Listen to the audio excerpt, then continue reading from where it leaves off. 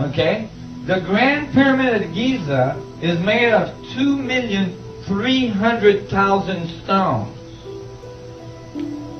2,300,000 stones. It stands at 481 feet of altitude. Its base is 13 square acres.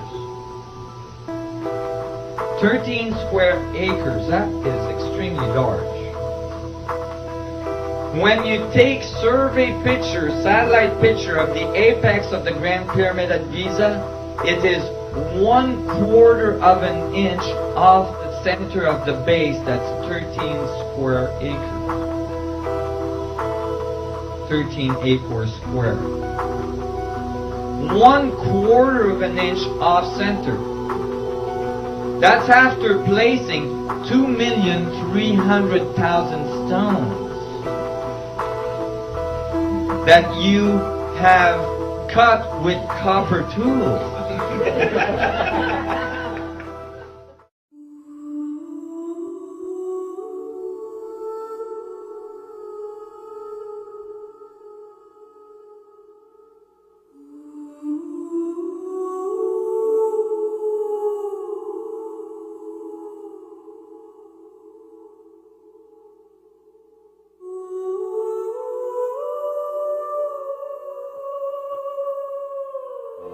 If the universe is expanding, then in the past it was smaller.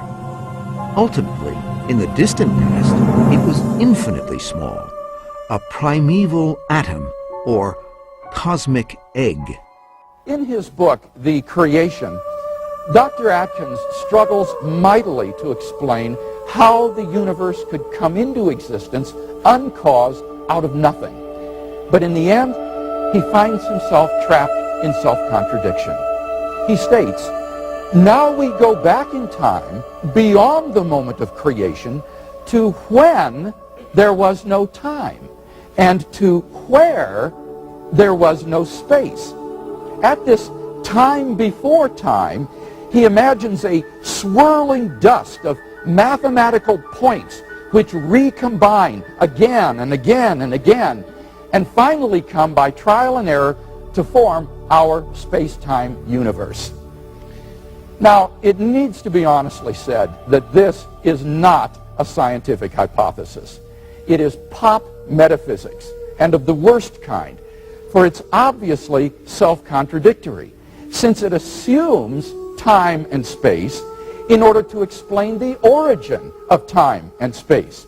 As the scientist David Park writes, it is deceptively easy to imagine events before the Big Bang, but in physics, there is no way to make sense of these imaginings. As if this were not bad enough, Dr. Atkins compounds the problem by asking where the mathematical points came from. His answer? Time brought the points into being, and the points brought time into being. This is like saying the chicken brought the egg into being, and the egg brought the chicken into being. It's no wonder that in his review of Dr. Atkins' book in the Times Literary Supplement, the philosopher John Leslie asks incredulously, how could such nonsense have been churned out by the author of a superb textbook like physical chemistry? In fact, Dr. Atkins' Oxford University colleague, Keith Ward, in his book, God, Chance, and Necessity, points out no less than 7 such logical fallacies in Dr. Atkins' scenario. Ward concludes that it is, quote, blatantly self-contradictory and so cannot be true. So, right off the bat, what's wrong with, in your opinion, with believing in a God, regardless of who the God is? I think it's false. I think that it's a matter of belief without evidence, and as a scientist and as an educator, I like the idea that we believe things because there's evidence. There's such a lot of evidence available now at the beginning of the 21st century that it's a real shame, it's a tragedy to base your life upon something for which there is no evidence and never was any evidence, when the real truth is so wonderful. Well, I suspect that the argument they would make is that because it's absurd, that's why it's faith. Right, that if it was evidentiary, you would require no faith and it would be fact, and that would be missing the point of religion. That's absolutely right, but that's not a point in its favor, is it?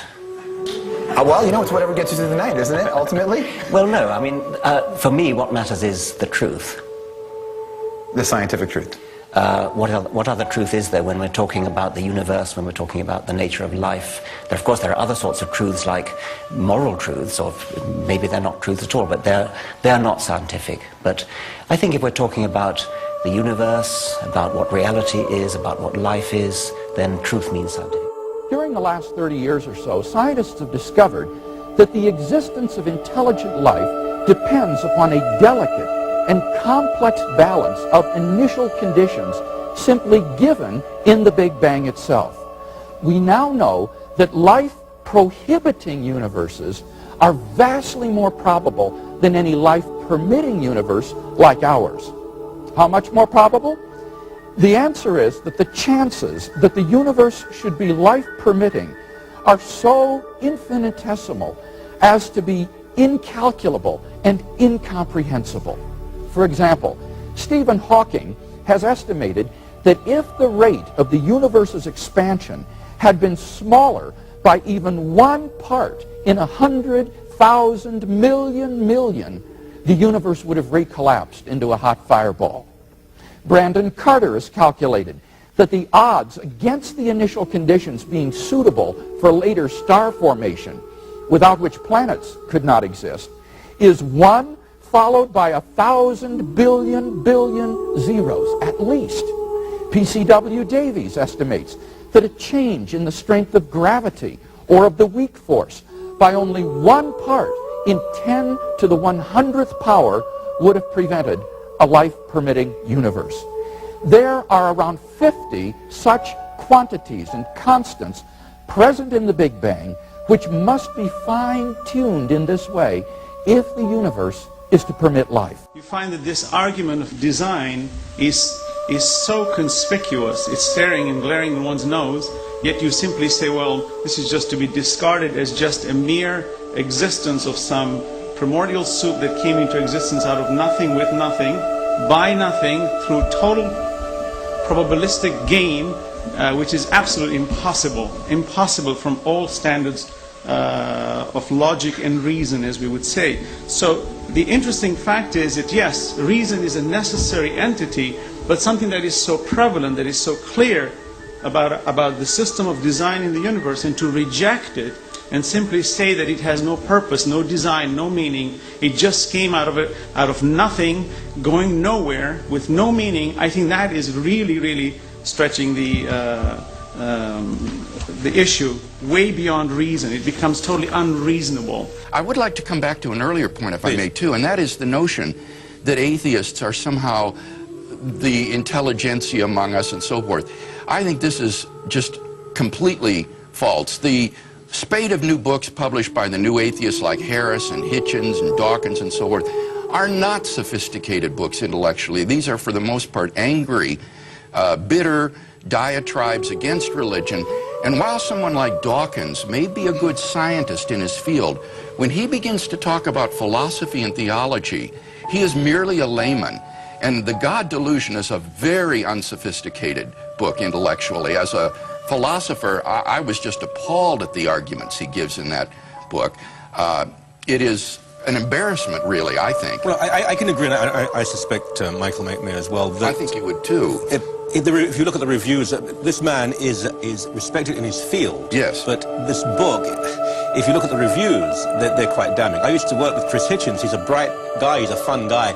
This is not a profound book. It's a fun book in many ways. So I think most people would agree that the three you mentioned in particular, Dawkins, Harris, and Hitchens, what they've written is not first-class scholarship. This has been pointed out by Frank Tipler and John Barrow in their book, The Anthropic Cosmological Principle.